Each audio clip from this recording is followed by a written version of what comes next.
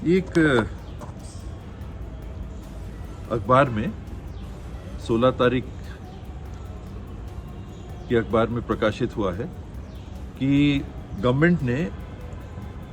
Nagarnar plant जो NMDC का था उसे एनएमडीसी के पेरेंट बॉडी से डीलिंक कर दिया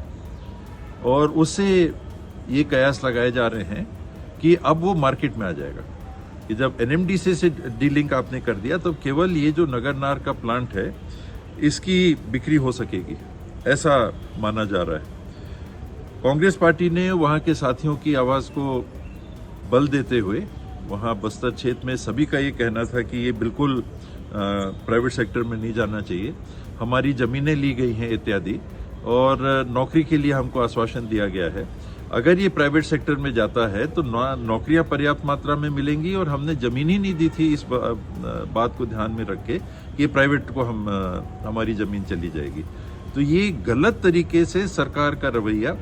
कि हम खरीद रहे हैं, सरकार पब्लिक के लिए खरीद रही है, पब्लिक के लोगों को नौकरी मिलेगी, आरक्षण भी लागू होगा, स्थानीय लोगों को नौकरी मिलेगी और बाद में फिर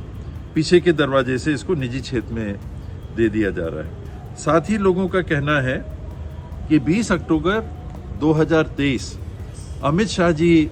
चुनाव के पहले छत्तीसगढ़ आए थे और उन्होंने यहाँ बयान दिया था, स्पष्ट रूप से कहा था कि नगरनार प्लांट प्राइवेट सेक्टर में नहीं जाएगा। तो आज ये क्या है कि किन कारणों से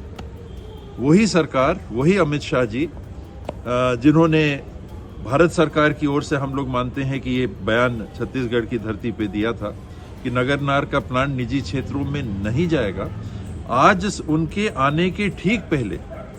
16 तारीख को अखबार में प्रकाशित होता है कि नहीं, ये